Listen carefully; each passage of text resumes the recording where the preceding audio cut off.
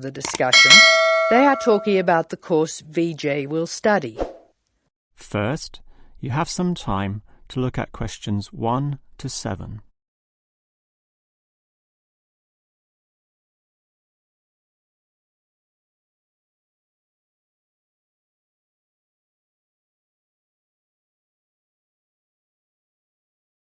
Now we shall begin. You should answer the questions as you listen, because you will not hear the recording a second time. Now listen carefully and answer questions 1 to 7. Hello. May I help you? Hello. Is this the right place for me to register to study foreign languages? Yes, it is. May I have your name, please? Vijay. My family name is Paresh. Vijay Paresh. Okay. Do you have a telephone number? Yeah. 909-2467. Thank you. Now, which language would you like to learn? We offer French, Italian, Cantonese, Mandarin, Spanish, Portuguese. I'd like to learn Spanish, please. Okay. Our classes are conducted in lots of different places. We have classrooms in the city and here in this building. What's this building called? This is Building A. I work near here, so it'd be best to study in Building A. What time do you want to come to lessons? They go on for 3 hours and they start at 10 a.m., 4 p.m., and 6 p.m. I wish I could come to the daytime lessons, but I can't. So 6 p.m, please. That's our most popular time, of course. Have you ever studied Spanish before? No, I haven't. We describe our classes by level and number. Your class is called Elementary 1. Okay. When will classes start? Elementary 1 begins, just a minute. It begins on August 10. Great. Now what else do I have to do? Before you hear the rest of the conversation, you have some time to look at questions 8 to 10.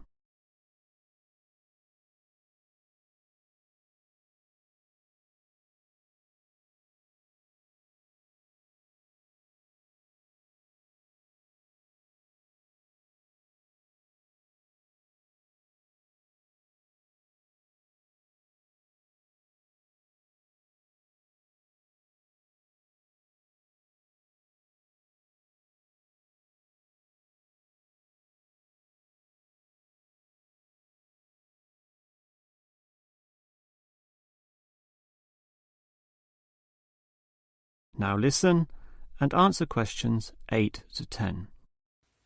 I'm sorry, Vijay. What were you saying? I wanted to know what else I had to do. Oh, of course. Please go to the building on the other side of Smith Street. I want you to go to the reception area first. It's just inside the door on the left as you enter from Smith Street. Give them this form. Okay. Do I pay my fees there? No, but the fees office is in the same building. Go past the escalators and you'll see a games shop. It's in the corner.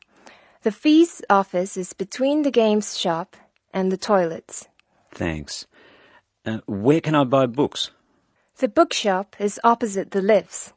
It's right next to the entrance from Robert Street. Your offices are spread out. Not as badly as they used to be. By the way, we offer very competitive overseas travel rates to our students. Oh, I'd like to look into that. Of course. The travel agency is at the Smith Street end of the building, in the corner next to the insurance office. Thank you very much. Bye.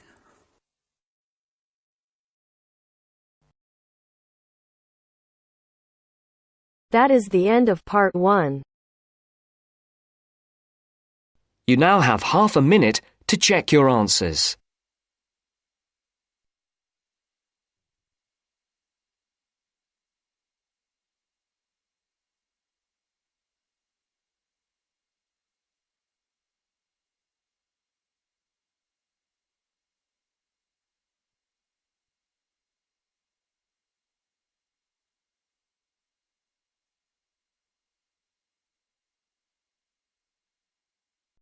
Now turns to part 2. Part 2. You will hear a podcast on Canberra's theme park.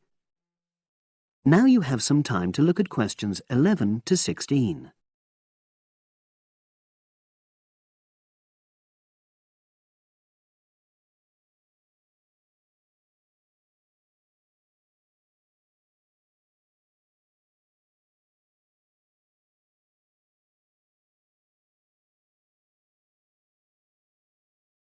Now listen and answer questions 11 to 16. Welcome to Canberra's Park podcast. In the next few minutes, I'll tell you a little about the park and the amazing things we have to offer. We like to think that Canberra's offers more than other theme parks. Like them, we have a variety of exciting rides for people of all ages, but Canberra's also places strong emphasis on the educational experience for its visitors. Not boring facts, but lots of interactive exhibits. Although it's mainly an outdoor experience, we do have some indoor activities if the weather gets too dreadful. The park's got a lovely, well-established feel, set in 80 acres of beautiful countryside, about 3 miles south of the tourist resort of Dulchester.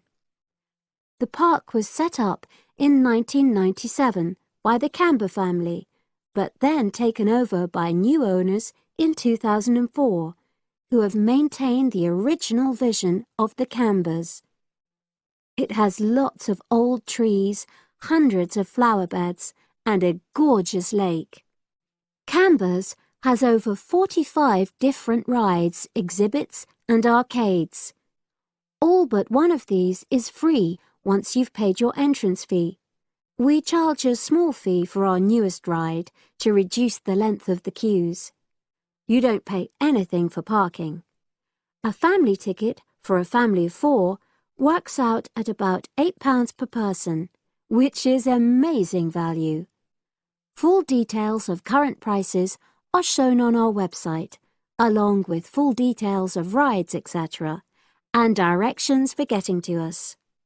We also have a number of special offers. For example, if you live locally, why not join our Adventurers Club, which entitles you to 50% off ticket prices all year round, and a special lane for all rides and exhibits, which means you don't have to wait to get into any part of the park. See the Offers tab on the website. We've recently added a number of new exhibits to the park, and we're particularly proud of our Future Farm Zone, which houses over 20 different species of animals, from chipmunks to dairy cows. The emphasis is on getting near to the animals. All of them can be petted, and you can buy food for feeding the animals. Many of our younger visitors say that this is the high point of their visit. And speaking of food, don't let the animals have all the fun. We have a total of 7 different catering outlets on the site. We're open 10 to 5:30 all year round, and cold drinks and snacks can be bought at any time during opening hours. And hot food is available most of the day in the Hungry Horse Cafe from 11 until 5, just half an hour before closing time. Now you have some time to look at questions 17 to 20.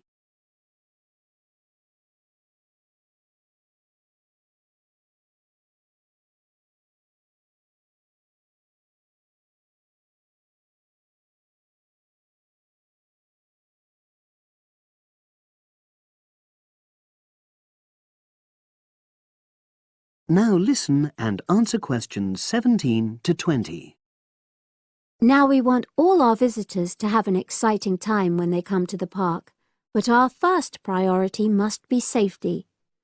Parents and guardians know their children's behaviour and capabilities, but here at the park we have set certain conditions for each of the rides to ensure that all visitors get the maximum enjoyment out of the experience and feel secure at all times. There are 4 major rides at the park. Our newest ride is the River Adventure, which is designed to reproduce the experience of white water rafting. No amount of protective clothing would make any difference, so only go on this ride if you're prepared to get wet. Children under 8 can go on this ride, but all under 16s must have an adult with them. Not all of our rides are designed for thrills and spills. Our Jungle Gym roller coaster is a gentler version of the classic Loop-the-Loop, specially created for whole family enjoyment, from the smallest children to elderly grandparents, suitable for all levels of disability and health conditions. Carriages have comfortable seating for up to 8 people with safety belts for each passenger, which must be worn at all times. Sit back and enjoy the scenery. One of the best established and most popular of Canberra's rides is the massive swoop slide. Whiz down the polished vertical slide 9 meters in height and scream to your heart's content. There are no age or height restrictions. Be careful though, you must have on long trousers so you won't get any speed burns. And then there's the famous Zip Go-Kart Stadium with 16 karts, 8 for single drivers and 8 for kids preferring to ride along with mum, dad or carer. Take part in high-speed races in our specially designed Formula One style karts, but no bumping other karts, please. All riders must be above 1.2 meters because they have to be able to reach the pedals, even in the shared karts. Full details of all safety features are available on our website at www.camberspark.com. So come and make a day of it at Canberra's theme park.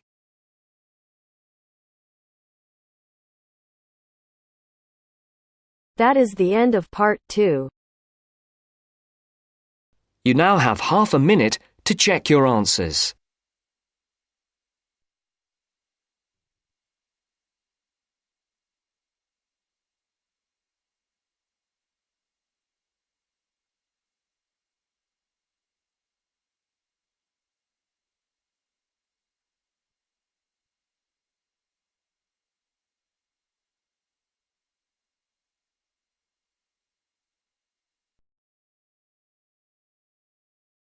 Now turns to part 3. Part 3. You will hear a woman talking about a number of different beaches to a group of tourists. First, you have some time to look at questions 21 to 25.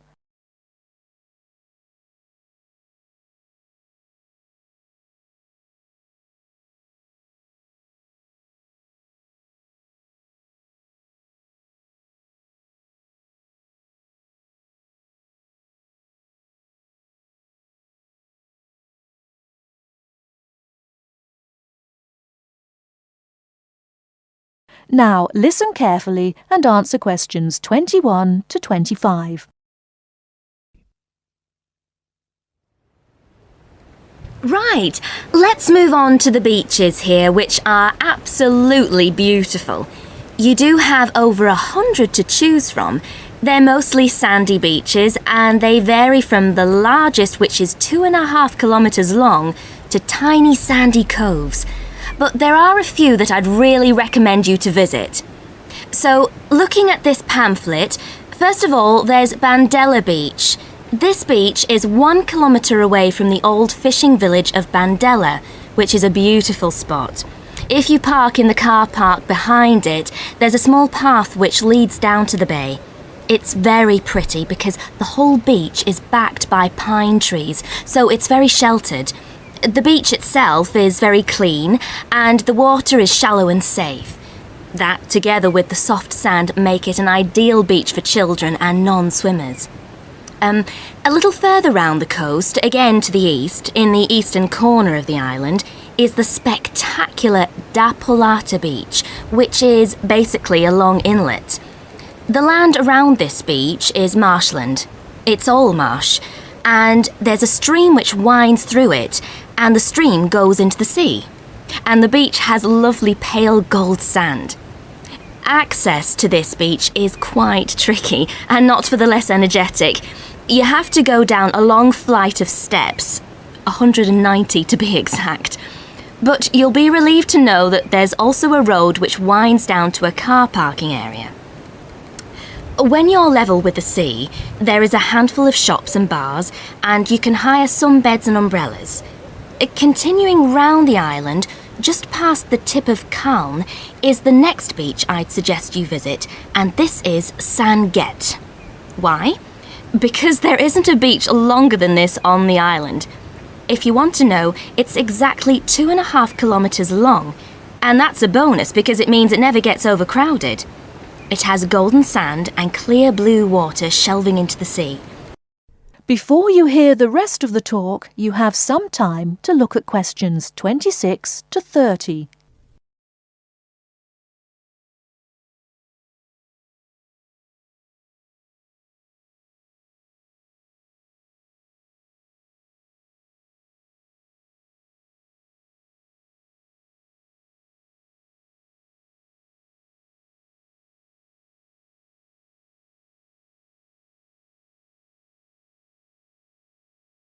Now listen and answer questions 26 to 30. It has golden sand and clear blue water shelving into the sea. There are several beach restaurants to choose from, and water sports are available when the water is calm. But check first. This beach operates a flag system, as the sea can get rough, and you should always swim between the flags. There's a large car park which gives you easy access to the eastern end of the beach, but the western end is much quieter and more wild, as it is harder to reach. Blanaka is another popular beach, just in the northwest corner of the island. It has incredibly white sand and sparkling water. There is ample car parking here and plenty of bars and restaurants. Blanaka has white cliffs all around it, and for those of you who'd like a little more to do than just lazing on the beach, there are caves here which you can explore in the cliffs, and you can also dive into the water from rock platforms along the side of the cove. Well, my final recommendation for today is Disidor. Now, this beach isn't quite as easy to get to as the others I've talked about. It's quite a remote little beach, tucked away here next to Blanaka. You can reach Disidor by a steep slope which goes over some sandbanks. The beach itself is small and pretty, with a reddish-coloured sand and some stony areas on its eastern side. Despite being quite small, the bathing is good, and you can also go fishing here from the rocks at either side.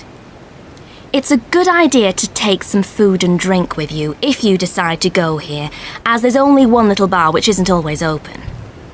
So, that should give you plenty of ideas to choose from over the next 2 weeks. And if you have any further questions... That is the end of part 3. You now have half a minute to check your answers.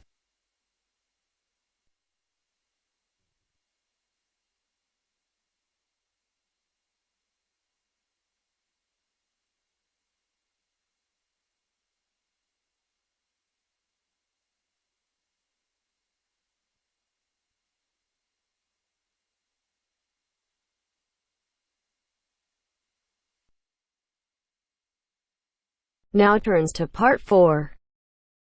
Part 4. You will hear part of a lecture about a place called Cuba Pedy. Listen carefully and answer questions 31 to 36.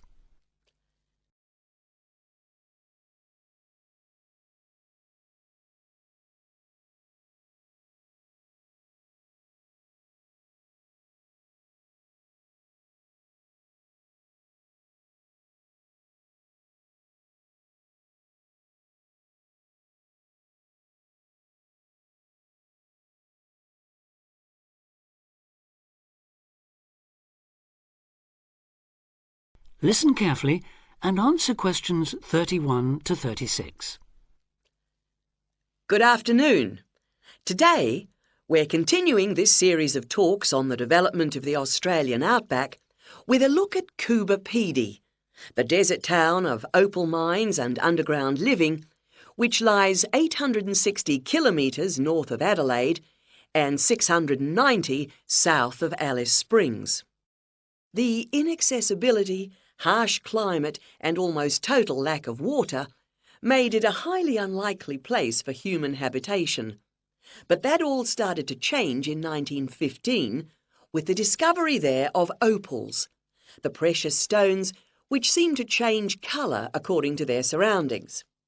Settlements were established following the First World War, when soldiers returning from the trenches of France brought with them the techniques of living below ground in dugouts. The Depression of the 1920s and 30s led to many prospectors leaving, but the town boomed again in the late 1940s when shallow new opal fields were discovered, and immigrants from Europe arrived in large numbers after the Second World War. It must be remembered, though, just how hostile conditions were. Daytime summer temperatures reached well over 50 degrees centigrade, winter nights were bitterly cold, and dense dust storms regularly blanketed the town. To cope with this, more and more people began living in disused mines and purpose-built subterranean houses, where the temperature remains at a comfortable 25 degrees all year round, so that eventually around 70% of the town's inhabitants had made their homes beneath the surface. This led to the construction of hotels and even churches below ground, as well as an entire underground shopping centre, the only one in the world.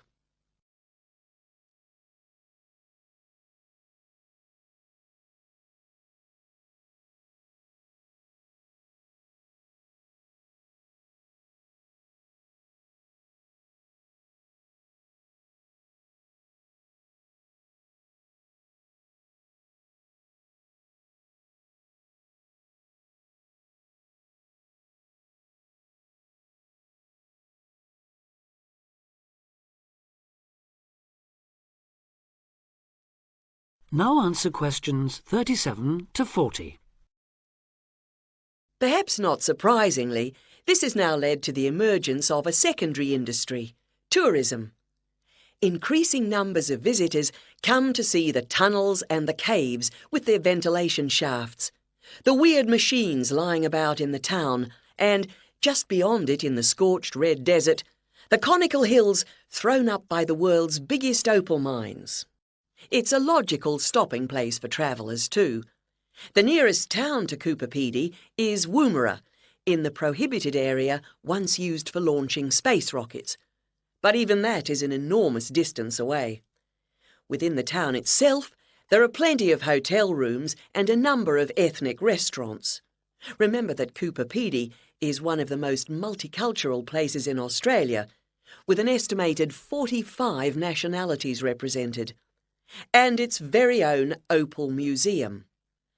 A short distance from town, there's a section of the enormous barrier that runs thousands of kilometres across the country, the dingo fence, which is meant to keep these predatory wild dogs out of the sheep farming areas.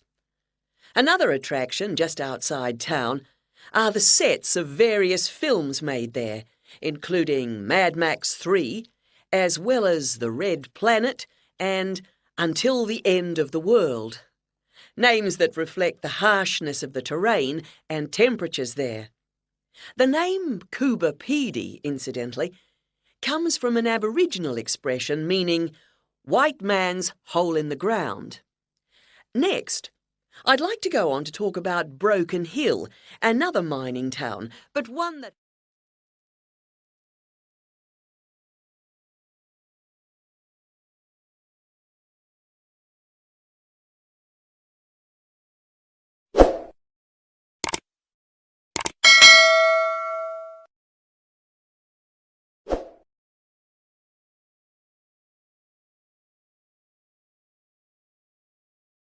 Thanks for watching. Here are other 2 videos, you can watch them as well. And if you haven't yet subscribed my channel, please subscribe it and hit the bell icon for my upcoming videos, and share these all videos among your friends.